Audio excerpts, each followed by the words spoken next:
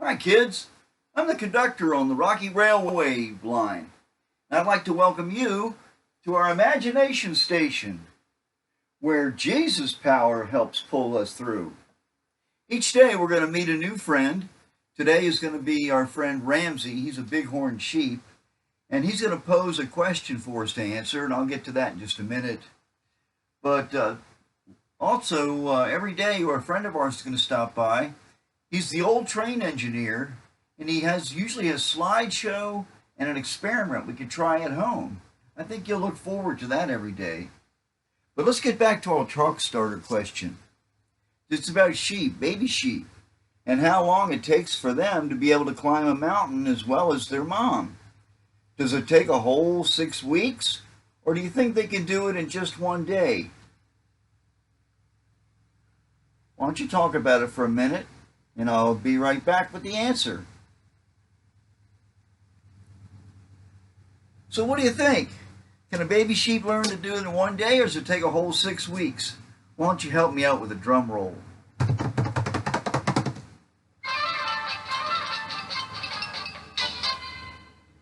Guess what? Only one day. That's amazing to me.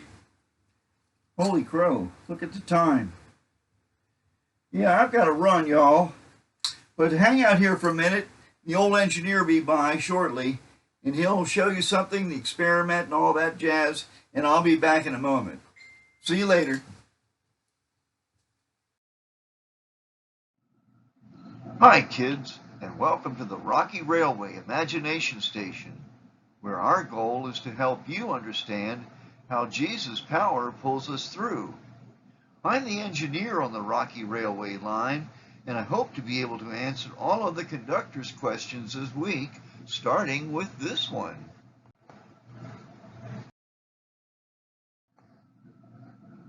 What kind of power does it take to move a train, since they weigh something like 40 to 500 tons?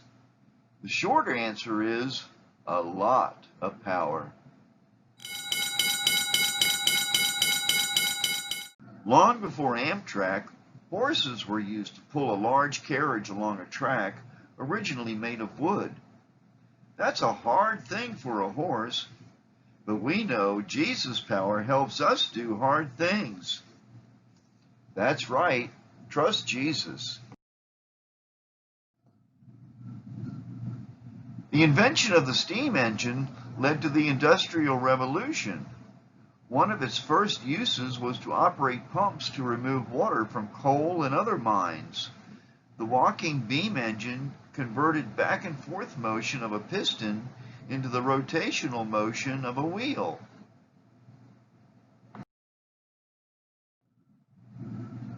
The Stourbridge line, named for the lion crest painted on the front, was the first successful attempt to use steam for land propulsion in the United States.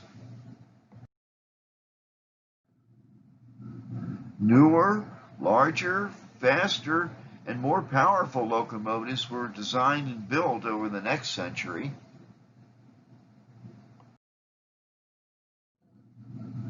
The power contained in steam was used to produce even bigger and faster locomotives.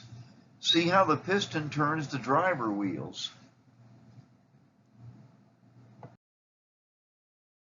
With the invention of the electric motor and the use of alternating current power, which could be sent over great distances, large and fast locomotives were developed to haul freight and passengers.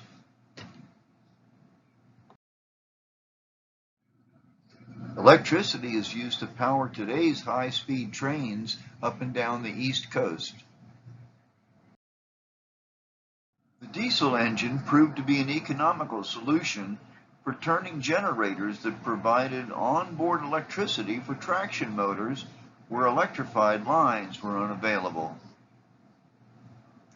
And now we're going to show you an experiment you can try at home to practice your engineering skills and learn about mechanical advantage.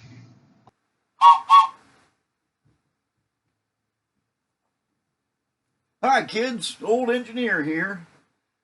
Bring this thing over here a little bit. Alrighty then.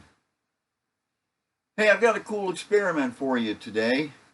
I want you to learn a little bit about mechanical advantage. Mechanical advantage helps us do hard things just like Jesus' power helps us do hard things. Exactly. Trust Jesus. So what's mechanical advantage? Well, there's a technical definition that says it's the measure of the force amplifying factor in a mechanical system. Basically, it's something that makes hard work easier. Remember when we were talking about the walking beam engine? It was basically a lever that had a fulcrum. That's two parts of a lever. There was also the effort that was being generated by the steam in the piston, pushing the fulcrum up, pushing the lever up and down on the fulcrum. And then there was a load on the other end of the lever that was a pump in the early versions of the walking beam engine. They eventually put it on a locomotive to turn a wheel. So if you use a ruler as a lever, and I'm sure you have a ruler at home, and if you use a pencil as a fulcrum, or you could get fancy like I did and take a wooden spool and start sawing on it and sanding on it and put a flat side on it, then you can use that as a balance to show mechanical advantage. Starts out easy with the fulcrum in the middle because you can balance one penny with another penny. You can balance 2 pennies with 2 pennies, and so forth and so on. You could probably put 100 pennies on there, have a whole dollar's worth of pennies. But how about if we put 9 pennies on one end? Could we balance that with just 2 pennies? And what would that mean? Well, let's try it. We'll put 9 pennies on one end, and we'll try to balance it. They won't even hardly stay on there. 2 pennies on the other end. That's not going to work. But let's use some mechanical advantage by moving the fulcrum closer to the heavy end and see what happens.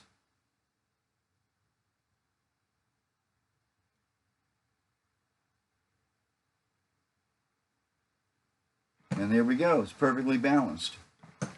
That's mechanical advantage. Basically the ratio of the length of this versus the length of that. So a very small force can balance a very heavy load. Next time you go to a playground, check out the teeter-totter, the seesaw, and see if there's a way on the bottom of the balance beam to adjust the fulcrum. Some of them do, some of them don't. So I'm done for today, but I want you to stick around because the conductor will be back here with a few words. I'll see you tomorrow.